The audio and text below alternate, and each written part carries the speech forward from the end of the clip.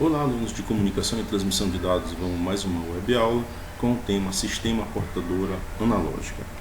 O que vamos ver durante essa aula? Sistemas portadores de informação analógica, sistema portadora com características analógicas, sistema portadora de informação digital. As técnicas de modulação sobre as ondas portadoras analógicas são aplicadas no nosso dia a dia, desde quando utilizamos o rádio, a TV analógica ou até mesmo quando utilizamos a internet, no caso da conexão ADSL. Para quem não lembra, a ADSL é um tipo de tecnologia que, usando uma linha telefônica comum, permite ao usuário transmitir digitalmente dados em alta velocidade. Segundo Sverchus, a onda portadora, que é o nome dado à onda senoidal gerada eletronicamente em determinada potência e frequência, a fim de transportar as informações em forma de sinais elétricos até o aparelho receptor. Esta é utilizada a fim de facilitar a transmissão do sinal. Ela é o sinal senoidal com 3 grandezas variáveis: amplitude, frequência e fase.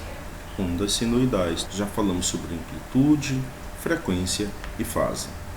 Segundo Azevedo, 2007, foi em 1905 que Friesiden realizou a primeira transmissão de áudio via rádio utilizando a modulação em amplitude.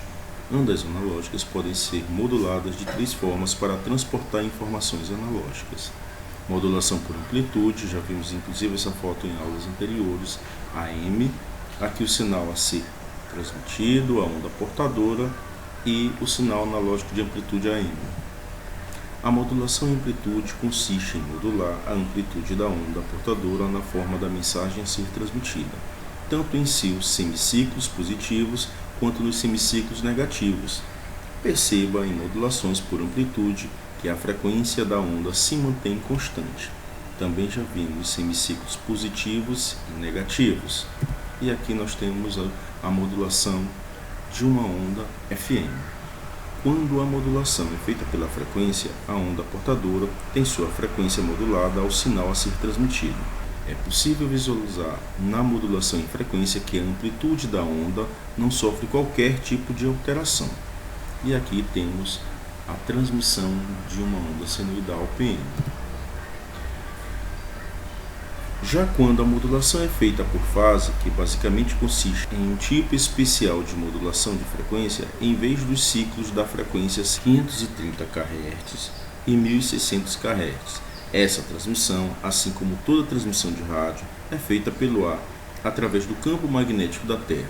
As ondas de rádio AM têm em torno de 100 metros de comprimento e, claro, variam para mais ou para menos conforme a frequência. A banda de passagem para rádios AM é de apenas 10 kHz, e isso faz com que frequências que são abaixo ou acima desta faixa sejam descartadas. A banda de passagem pode ser considerada uma espécie de filtro, pois as frequências que estão fora dessa faixa poderiam interferir em transmissões de outras emissoras. Esse filtro também implica diretamente a qualidade do som que chega ao receptor. Apesar do som ser transmitido em alta qualidade, este é o motivo de rádios AM parecerem um pouco mais metalizados. Conhecendo essas características, os produtores de rádio AM sabem que suas programações não são recomendadas para a exibição de uma orquestra sinfônica, por exemplo, pois há limitação nos sons mais graves, mas antes dos mesmos era a melhor maneira de transmissão, sem a necessidade de repetidores, já que a instalação destas em lugares como o mar seria realmente inviável. Na transmissão de rádio, as ondas senoidais, quando batem na ionosfera, refletem e retornam esse sinal, e aí sendo captado por uma outra antena.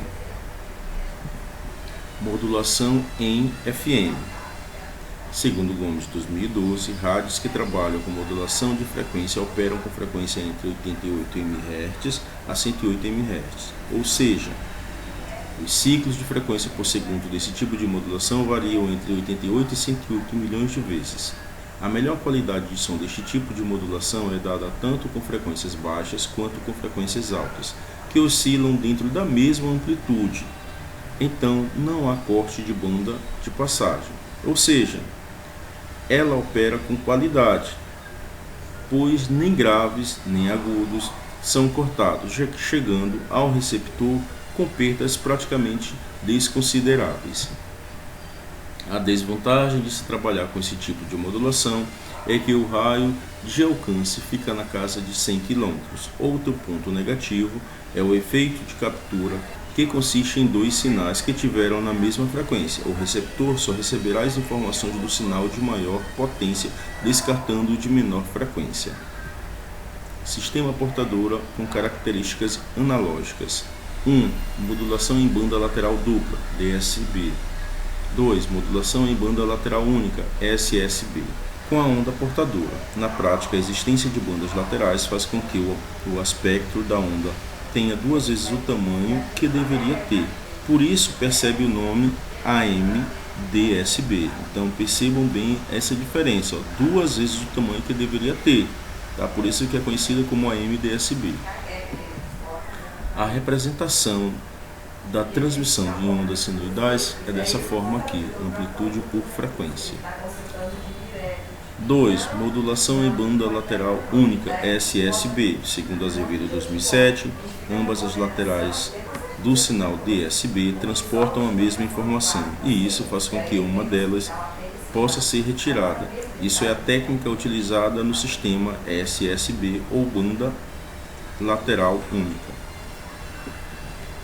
Basicamente, para se obter um sinal SSB, o sinal DSB é filtrado, deixando passar somente a onda portadora e o sinal lateral superior, bloqueando a onda inferior. Apesar da redução do tamanho de um filtro SSB, esse tipo de modulação também possui desvantagem. Ele é mais complexo e por isso tem um custo elevado. Isso faz com que o sinal DSB seja mais utilizado, mesmo utilizando o dobro do tamanho do espectro. Então, a representação do sinal SSB, Sistema de Portadora de Informação Digital. Na década de 1990, era muito comum o uso da internet via ADSL, que são as linhas telefônicas.